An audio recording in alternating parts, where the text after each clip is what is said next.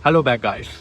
आज आपका भाई बात करने लगा है कि यार हम सब कॉन्टिनेंट लोगों का सब लोगों का एक मसला है कि हम लोग सोचते हैं कि हमारे सारे प्रॉब्लम्स का हल है कि हम किसी भी तरह यूके कनाडा और इस तरह की किसी कंट्री में चले जाएं तो हम लोग के सारे मसले हल हो जाएंगे। हम लोग पता नहीं क्या अचीव कर लेंगे, हम लोग की ज़िंदगियां बदल जाएंगी, पता नहीं क्या हो जाएगा।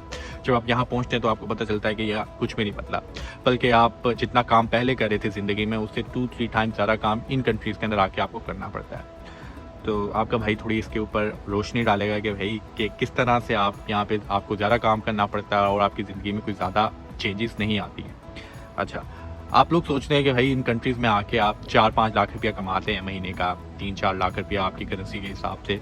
तो भाई अगर आप वहाँ पे 3-4 लाख रुपया कमा रहे हैं तो आपका यहाँ पे जो रेंट होता है घर का वो भी आपका 50,000 लाख के करीब करीब तो आपका रेंट होता है। तो इसी तरह भाई अगर आपकी लाइफ चेंज होती है तो उसके हिसाब से अगर आप यहाँ पे कमा रहे हैं ज़्यादा तो आपने यहाँ के हिसाब से खर्च भी तो ज़्यादा करना है। सिर्फ फ़र्क उस वक्त पड़ता है जब आप थोड़े पैसे कमा के आप अपनी कंट्री में भेजते हैं और जब उनको पैसे मिलते हैं तो उनको बहुत ज़्यादा पैसे लगते हैं, जबकि जो कि आपकी यहाँ की लाइफ होती है, अपनी लाइफ होती है, वो कोई ख़ास बदलती नहीं है।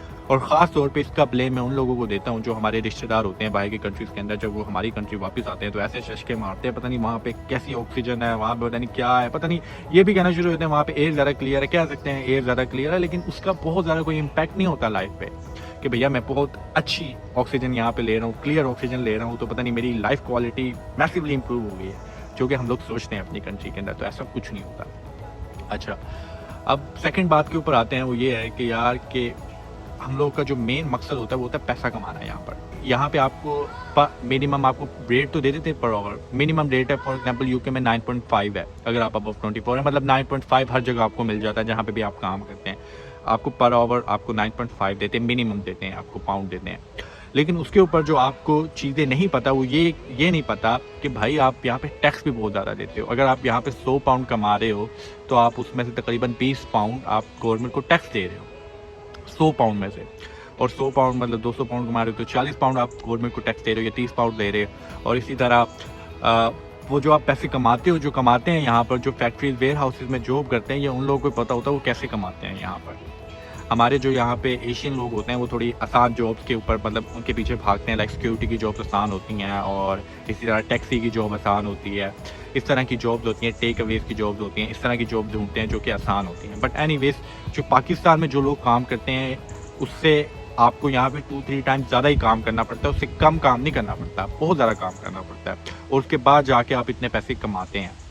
और मतलब आप ज़्यादा फॉर एग्जांपल मैं आपको ये बताना चाह रहा हूँ कि आपको जो भी कंपनी आपको हायर करती है, यहाँ पे ज़्यादातर जो बेसिक जॉब्स होती हैं वो लेबर की होती हैं।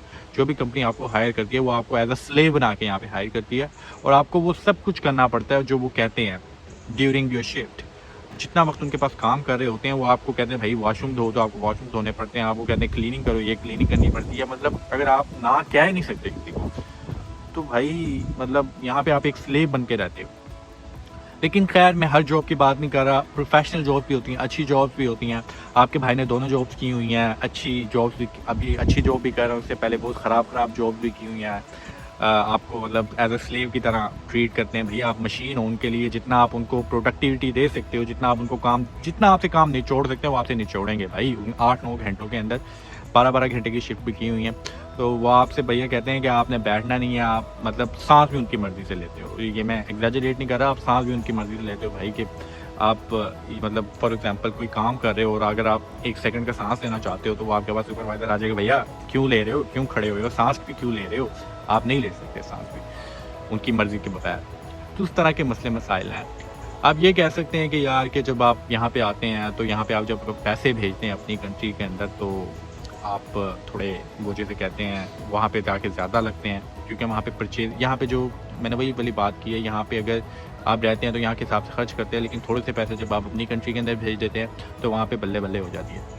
मैं आपको ये नहीं कह रहा कि आप इन कंट्रीज़ के अंदर ना आए, मैं आपको सिर्फ ये कह रहा हूँ कि अगर आप इन कंट्रीज़ के अंदर आते हैं तो एक्सपेक्टेशन दे के ना आए अपने साथ कि भैया हमारी लाइफ चेंज हो जाएगी।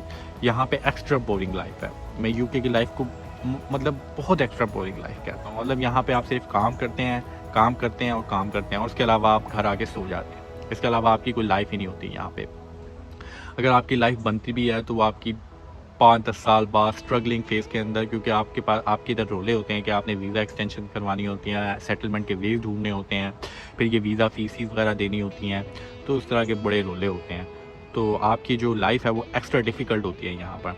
बट ऑब्वियसली टाइम के साथ बेहतरी आती रहती है, लेकिन वही बेहतरी फिर आपकी अपनी कंट्री में भी आ सकती है। अगर आप यूके या इस तरह की किसी भी कंट्री के अंदर जाना चाहते हैं तो आपका अपना पर्सनल डिसीजन है।